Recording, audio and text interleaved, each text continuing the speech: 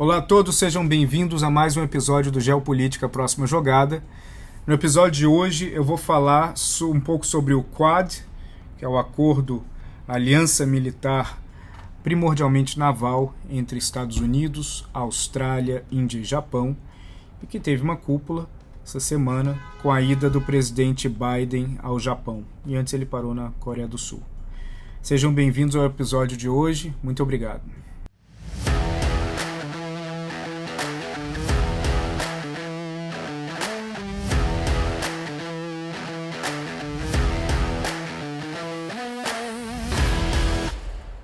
Bom, como vocês já sabem há muito tempo, já estão carecas de saber, a China, as tensões entre Estados Unidos e China, elas vêm crescendo mês a mês, ano a ano, principalmente nos últimos 5 anos. Claro que em 2022, por conta da guerra na Ucrânia, nós estamos falando um pouco menos sobre isso, mas não quer dizer que os governos dos Estados Unidos e seus aliados e da China, eles tiraram isso da cabeça e pararam de falar sobre isso. A China deve estar até agradecendo o fato do noticiário estar focando em outras coisas, focando na Ucrânia, focando na tentativa de recuperação econômica do mundo, enquanto a China passa pelos seus próprios problemas e seu inferno astral meses antes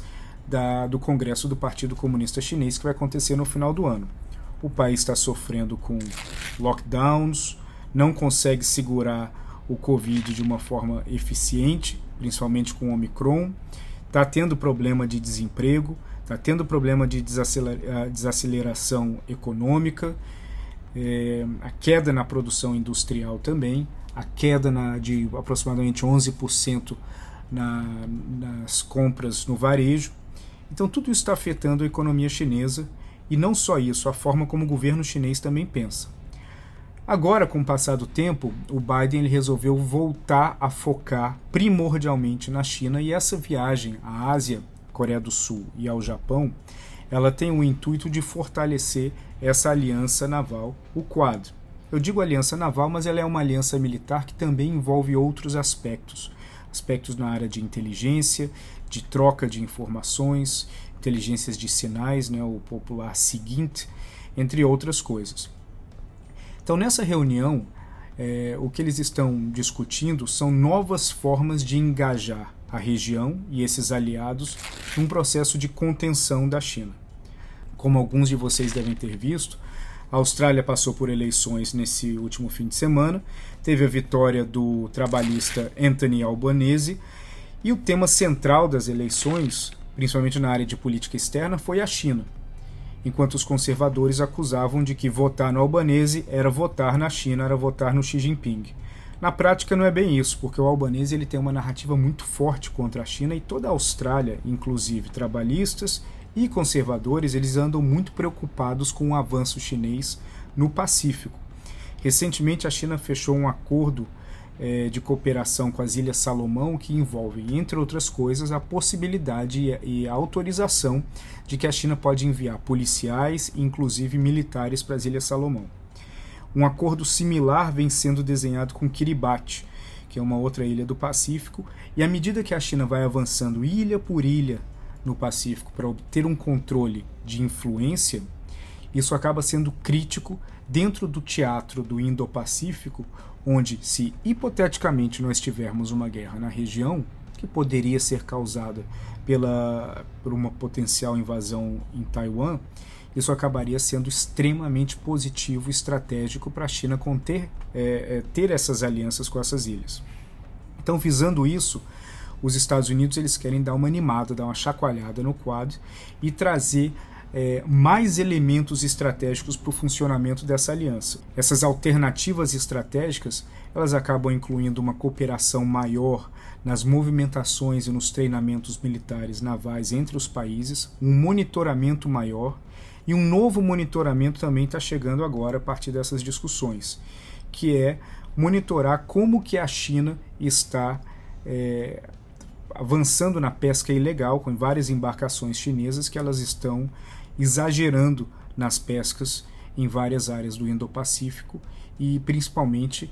invadindo áreas de pesca que pertencem a outros países. A China, por uma razão ou outra, ela vem estocando alimentos de uma forma muito agressiva nos últimos meses. Hoje o país já tem aproximadamente 18 meses de estoque de grãos, tem estoques de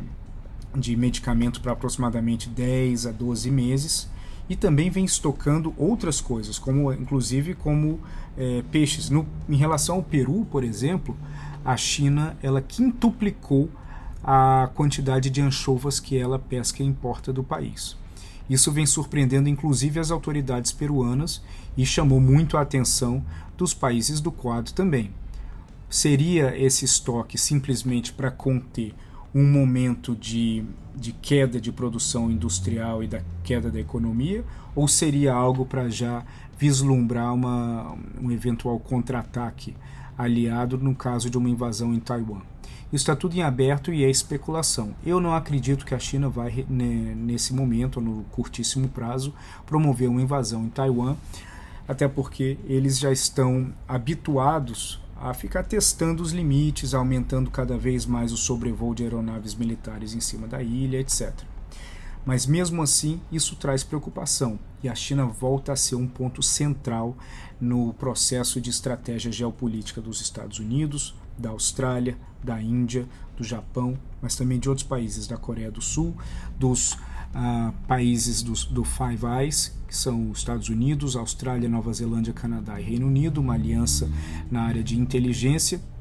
e do AUKUS também, que é uma aliança entre Estados Unidos, Reino Unido e Austrália. Tudo isso tem como o norte a China. Agora, o Quad ele não trata somente da área de defesa, ele também aproveita a união e a aproximação entre esses países para discutir outros temas. Desde que o ex-presidente americano Donald Trump retirou os Estados Unidos do TPP, o Acordo Transpacífico,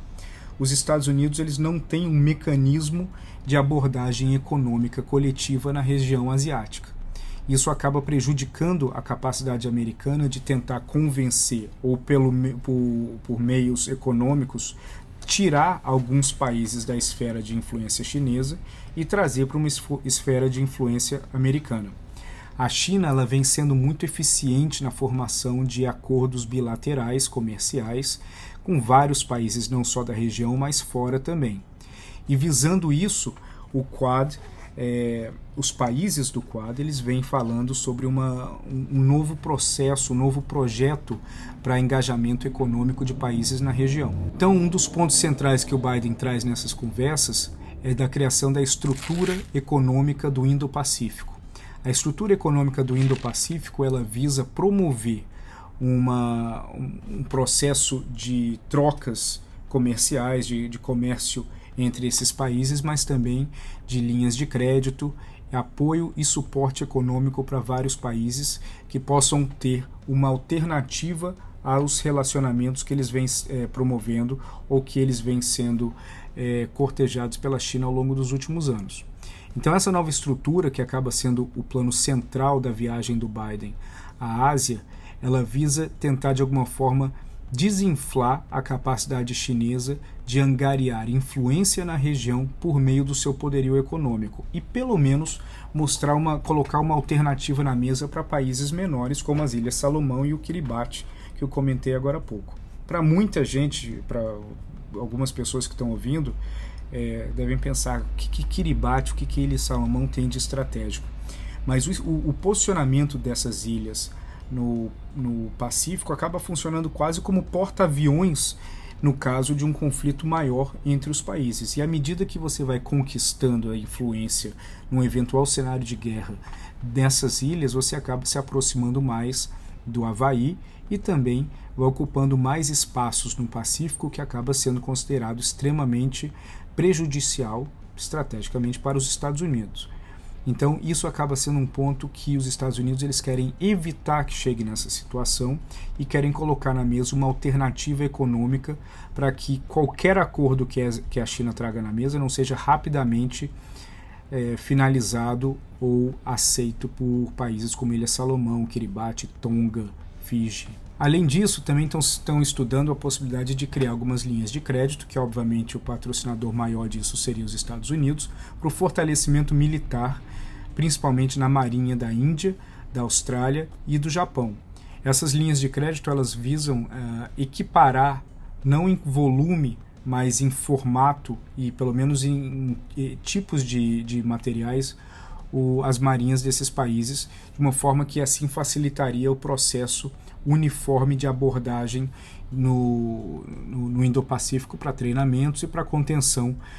contra o avanço naval chinês, que hoje segue uma velocidade extremamente alta. Até 2019, por exemplo, a China ela vinha produzindo o equivalente em tonelagem a uma marinha francesa por ano.